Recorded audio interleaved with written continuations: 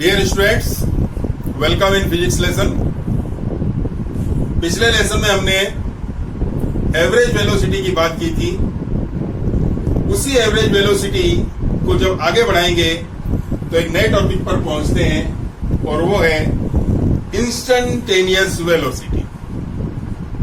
जैसा कि इसका नाम है इंस्टेंटेनियस वेलोसिटी, तो इंस्टेंटेनियस का मतलब होता है तात्कालिक।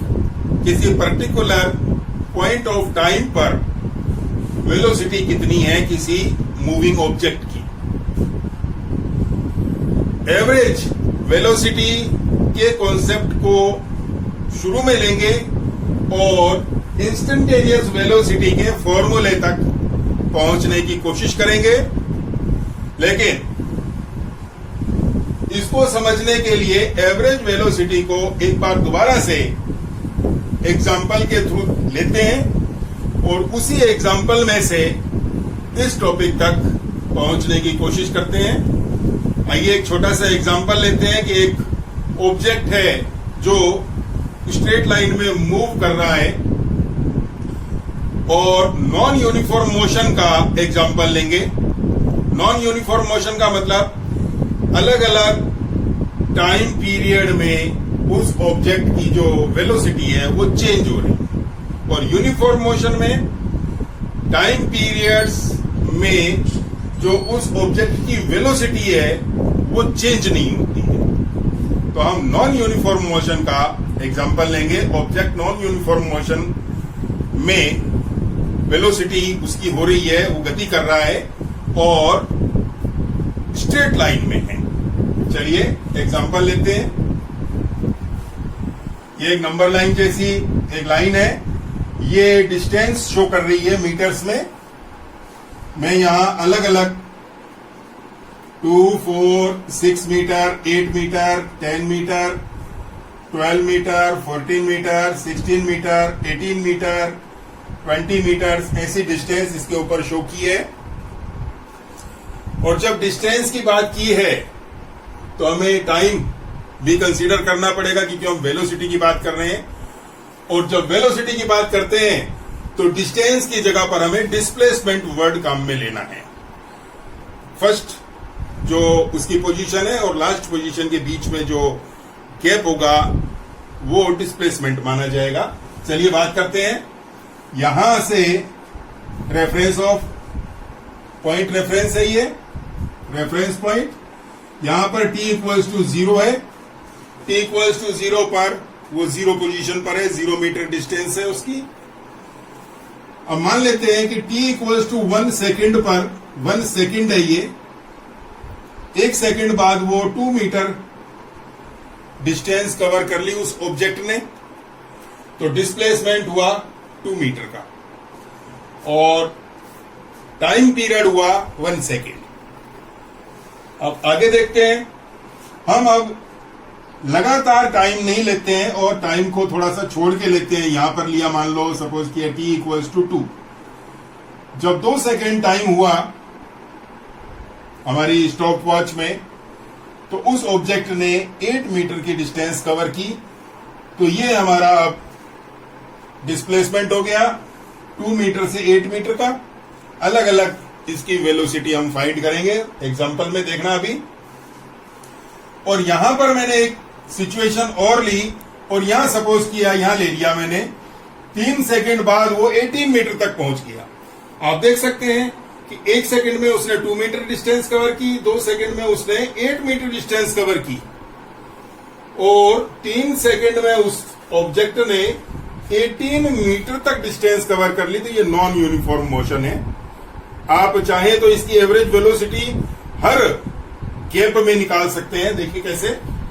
अगर यहां एवरेज वेलोसिटी निकालते हैं, मान लीजिए ये फर्स्ट वेलोसिटी है v1, तो आप कैसे निकालेंगे? आपको पता है change in displacement. Change in displacement 2 minus 0, 2 minus 0 equals to 2 upon change in time t2 minus t1, t2 minus t1, 1 minus 0, 1। तो this is 2 meter per second. अब इस टाइम पीरियड में यहां से और यहां के बीच में अगर आप एवरेज वेलोसिटी निकालेंगे तो v2 निकलेगी। तो v2 कितनी निकलेगी? ये हमारी लास्ट पोजीशन और ये अब इनिशियल पोजीशन, इन दोनों के बीच इस गैप में हम एवरेज वेलोसिटी निकाल रहे हैं। एवरेज वेलोसिटी गैप में निकालते हैं तो यहां हमारा डेल्टा एक्स कितना होगा? 8 माइनस 2। पिछले लेसन की बात करें x2 माइनस x1 है ये, तो x2 यहां पर 8 है और x1 2 है, तो x2 माइनस x1 कितना हुआ? 8 माइनस 2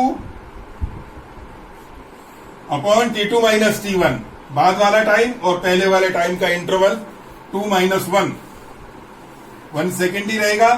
तो ये आपके पास आएगा 6 अपॉन 1, तो ये आएगा 6 मीटर पर सेकेंड। आप देख सकते हैं यहां वेलोसिटी 2 मीटर पर सेकेंड थी, यहां 6 मीटर पर सेकेंड हो गई, इंक्रीज हो गई। इस इंटरवल में भी देख लेते हैं। इस इंटरवल की बात करेंगे जब यहां और ये वाली पोजीशन हमें कंसीडर करनी पड़ेगी। तो यहां डिस्प्लेसमेंट देखें, v3 ले रहा हूं मैं, थर्ड, ये एवरेज वेलोसिटी है, बार लगाते हैं इसके ऊपर। तो यहां डेल्टा एक्स होगा हमारा 18 माइनस 8। 18 माइनस 8 कितना हो गया? 10 अपॉन टाइम इंटरवल 3 माइनस 2, तो 10 अपॉन 1, तो यहां पर आ गया 10 मीटर पर सेकेंड। तो ये हमारा जो एग्जांपल है ये नॉन यूनिफॉर्म मोशन का है, लेकिन हमारा टॉपिक इंस्टेंटेनियस का है। अभी भी मैं एवरेज वेलोसिटी में ही चल रहा हूं, अलग अलग इंटरवल की मैंने आपके सामने एवरेज वेलोसिटी निकाली है, लेकिन एवरेज वेलोसिटी की बजाय मुझे किसी पर्टिकुलर विशेष पॉइंट पर वेलोसिटी निकालनी है, तो हम इंस्टेंटेनियस वेलोसिटी तक पहुंच पाएंगे। तो इसके लिए मैं एक इसी एग्जांपल का ग्राफ आपके सामने बना रहा हूं, देखना।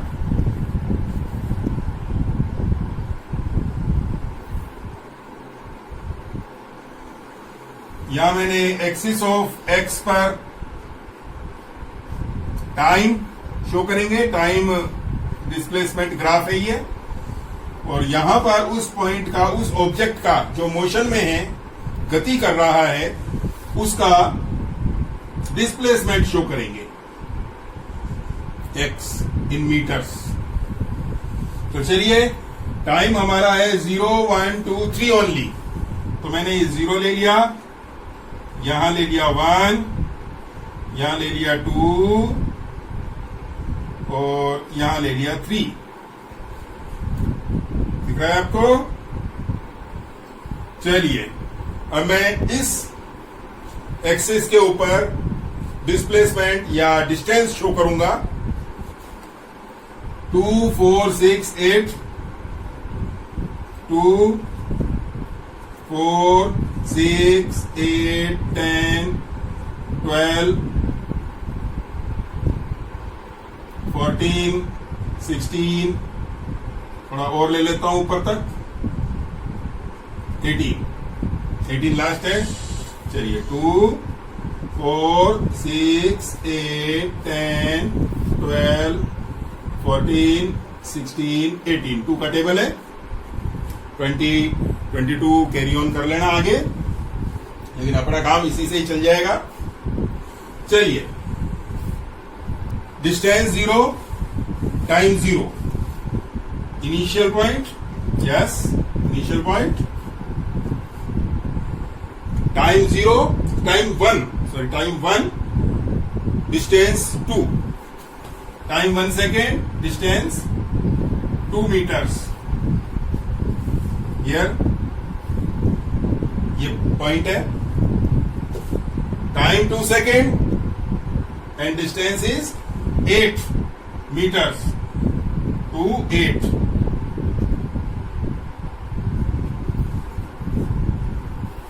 And last point, when t equals to 3 seconds, जब टाइम 3 सेकेंड हो जाता है तो ऑब्जेक्ट 18 मीटर पर होता है, 18 मीटर डिस्टेंस कवर कर चुका होता है, 18, तो 3 का जो पॉइंट आएगा वो 18 आएगा। इसको भी मिटा देता हूं, 3 18।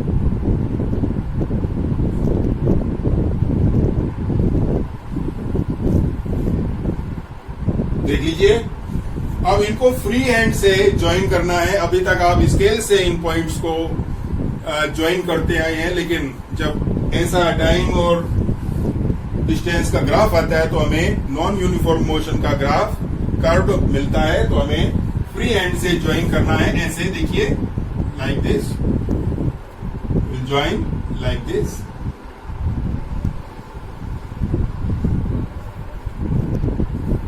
ठीक है, ये थोड़ा सा कर्व है यहां पर।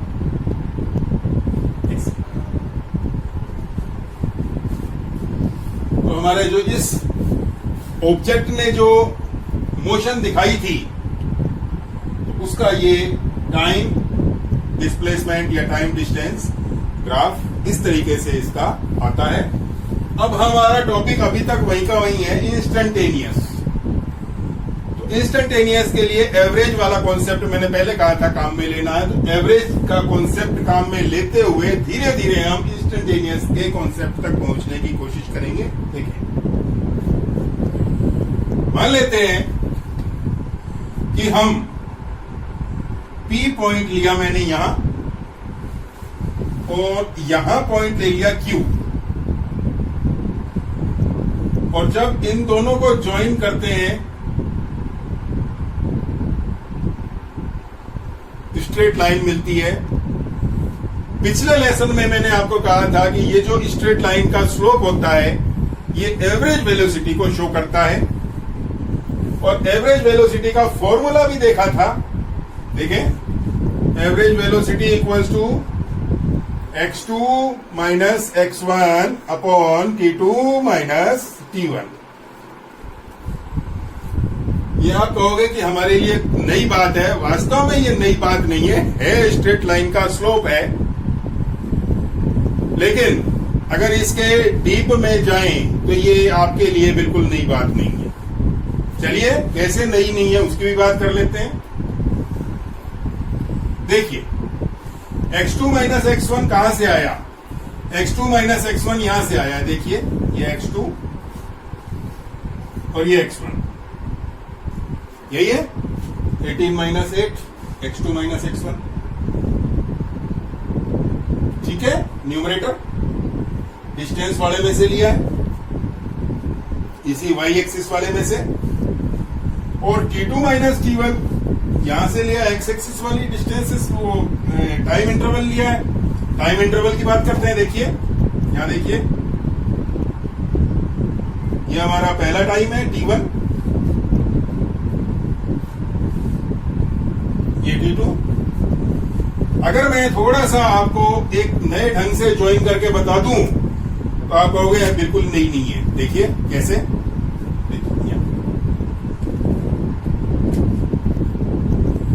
ये मेरा स्लोप, ठीक है बच्चों, ये अपना स्लोप है।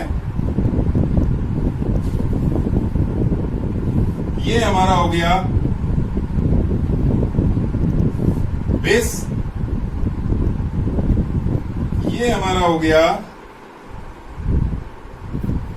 समझ गए, परपेंडिकुलर, ये हमारा हो गया राइट एंगल, क्योंकि जो इंटरसेक्ट होती है लाइनें आपस में सारी 90 डिग्री पर यहां पर ज्वाइन करना है, परपेंडिकुलर्स डालने हैं। तो ये परपेंडिकुलर है, ये बेस है, और ये हाइपोटेनियस है, और ये है लाइन का स्लोप एंगल थीटा, ये एंगल है। तो ये इसी एंगल को शो कर रहा है स्लोप। देखिए, tan थीटा जो कि आप पढ़ चुके हैं, क्या होता है? Perpendicular upon base. अब बताइए इसमें परपेंडिकुलर कितना शो हो रहा है? परपेंडिकुलर देखिए यहां से ये रहा 18 माइनस 8 है, 18 माइनस 8 मतलब x2 माइनस x1। तो ये x2 माइनस x1 ही तो है, तो x2 माइनस x1 आगे इसकी वैल्यू लिखेंगे तो 18 माइनस 8, और नीचे परपेंडिकुलर अपॉन बेस है। अपॉन बेस, बेस क्या है? टाइम इंटरवल, ये लास्ट टाइम है और ये पहला वाला टाइम है, क्योंकि टाइम इनके बीच में ही हम कंसीडर कर रहे हैं। तो ये हमारा T2 हो गया और ये T1 हो गया। अभी हमारे T2 की वैल्यू 3 सेकेंड माइनस T1 की वैल्यू 2 सेकेंड। यहां से आप वैल्यू निकाल लेंगे 10/1 10 मीटर पर सेकेंड, और यही m है। m tan थीटा को रिप्लेस किया जाता है m, ये इस लाइन का स्लोप एक सिंबल है। m स्ट्रेट लाइंस में यूज होता है क्योंकि ये स्ट्रेट लाइन आ चुकी है यहां पर। क्योंकि फिजिक्स है ये, तो फिजिक्स में मैथ्स का पूरी भागीदारी रहती है। तो आगे चलते हैं। m इक्वल्स टू ये हो गया x2 माइनस x1 का मतलब होता है डेल्टा x, और T2 माइनस T1 का होता है डेल्टा T। तो ये फिर एवरेज वेलोसिटी, मतलब इस लाइन का स्लोप एवरेज वेलोसिटी को दर्शा रहा है। और अभी भी हम एवरेज वेलोसिटी में ही चल रहे हैं, लेकिन हमारा टॉपिक है इंस्टंटेनियस वेलोसिटी। लेकिन बिना एवरेज वेलोसिटी के डीप में कॉन्सेप्ट को जाए हुए हम इंस्टंटेनियस तक नहीं पहुंच सकते हैं। इसलिए आज फिर मेरे को एवरेज वेलोसिटी वाला कॉन्सेप्ट दोबारा से क्लियर करना पड़ रहा है। चलिए अब इंस्टंटेनियस तक पहुंचने की कोशिश करते हैं। तो इंस्टंटेनियस के लिए इसको थोड़ा सा मैं अब वापस यहीं पर आपका ध्यान चाहूंगा। आपको क्या करना है, इसको मैं हटा देता हूं क्योंकि ज्यादा भीड़ भाड़ हो गई है। ज्यादा भीड़ अच्छी नहीं लगती है ना। चलिए, ये पॉइंट मेरा कितना अच्छा पॉइंट है, देखो P और Q। शाबाश, देखो। हाँ P। अब मैं इस पॉइंट को इसके थोड़ा सा पास ले आता हूं। चलिए पास में ले लेते हैं। पास में ले लेंगे तो यूं सोचो कि ये इसके बीच में आ गया है ना, मतलब 2 और 3 के बीच में 2.5 सेकेंड हो जाएगा, राइट। 2.5। तो ये पास में आ गया, ये पास में आ गया, यहां पॉइंट ले लिया R। मतलब हम जो टाइम इंटरवल है उसको कम करेंगे। अब टाइम इंटरवल को कम कर रहे हैं तो देखें आप, डिस्टेंस इंटरवल भी कम होगा, डिस्प्लेसमेंट भी कम होगा। क्योंकि जो ऊपर और नीचे वाला रेशियो है, अगर नीचे वाला आप कम करोगे तो ऊपर वाला भी ऑब्वियसली कम होगा, क्योंकि रेशियो है, एक घटेगा तो दूसरा भी घट रहा है। यहां तो ये घट रहा है। तो अब एक नई लाइन प्रोड्यूस होगी यहां पर। देखिए ऐसे ये लाइन आएगी नई यहां पर। अब ये नई लाइन आ गई। अब इसका हम वैसे ही निकालेंगे T2 माइनस T1।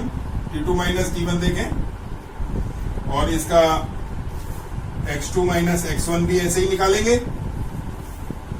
तो यहां पर से x2 और ये x1, और यहां T2, अब ये T2 यहां पर है 2.5, तो ये इसके पास में आ चुका है, अब 0.5 हो गया। लेकिन हमें तो इंस्टंटेनियस चाहिए। अब इसका जो स्लोप है, अब इसका स्लोप थीटा कम हो जाएगा। पहले थीटा ज्यादा था, अब थीटा कम हो गया। थीटा कम होने का मतलब इसकी एवरेज वेलोसिटी अब उस इंटरवल में और कम आई। लेकिन अभी भी हम एवरेज में चल रहे हैं, क्योंकि अभी भी हम यहां पर इंटरवल ही काउंट कर रहे हैं, और यहां भी इंटरवल ही काउंट कर रहे हैं। और जब तक इंटरवल का लफड़ा रहेगा, इंटरवल चलते रहेंगे, तब तक ये इंस्टंटेनियस नहीं बन पाएगा, और ये एवरेज में ही घूमते रहेंगे। अब इसको, इस R पॉइंट को और पास में लाते हैं, और धीरे धीरे इतना पास लाते हैं, धीरे धीरे इस पॉइंट को, R को इतना पास लाते हैं कि ये 2 और 2, ये 2 और ये आगे, इसमें इनको डिफर करना मुश्किल हो जाए। मतलब हम इस टाइम पीरियड 2 सेकंड को जो हम T1 मान रहे हैं, T2 इसके पास में इतना पॉइंट हम नजदीक लेना चाह रहे हैं कि 2.000 समथिंग, ये भी एग्जैक्ट नहीं है, इससे भी हमें छोटी डिस्टेंस को इमेजिन करना पड़ता है। और उसके लिए फिर हम मैथमेटिक्स का सहारा लेते हैं। चलिए एक बार दोबारा से यहां पर मैथमेटिक्स का सहारा लेते हैं। वो पॉइंट बाद में कंसीडर करूंगा, ये मुझे मिटाना पड़ेगा, उसके लिए पहले एक बार दोबारा से यहीं पर अगर मैं ये 2 के पास में ही एक टाइम इंटरवल लूं जो बिल्कुल इसके पास हो, तो आप देखेंगे कि यहां पर ये धीरे धीरे ये वाली जो लाइन है ये धीरे धीरे इसके ऊपर एक टेंजेंट के फॉर्म में आ जाएगी। टेंजेंट के फॉर्म में आ जाएगी, लेकिन वो पॉइंट होगा और उसके करस्पॉन्डिंग डेल्टा एक्स भी निकालना पड़ेगा, जो कि बिल्कुल सूक्ष्म होगा, बहुत कम होगा। तो जैसे टी कम होगा, बहुत सूक्ष्म होगा, ऐसे डेल्टा एक्स भी उसी अनुपात में बहुत सूक्ष्म हो जाएगा। और इस सूक्ष्मता का मापन करने के लिए हमें मैथमेटिक्स का सहारा लेना पड़ता है। और वो मैथमेटिक्स का क्या है, मीनिंग क्या निकलता है, उसकी बात मैं यहां कर रहा हूं। देखना,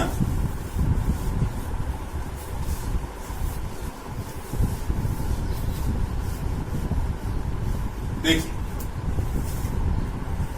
मैंने आपके सामने लिखा था average velocity equals to x2 minus x1 upon t2 minus t1 equals to delta x upon delta t। ठीक है, ये एवरेज की बात हो रही है। हम बात करना चाहते हैं इंस्टेंटेनियस की, पर्टिकुलर टाइम की। एक प्रश्न उठता है दिमाग में कि बच्चों यहां पर डायरेक्ट 2 ले लिया, बहुत अच्छी बात है, लेकिन इसके करस्पॉन्डिंग आपको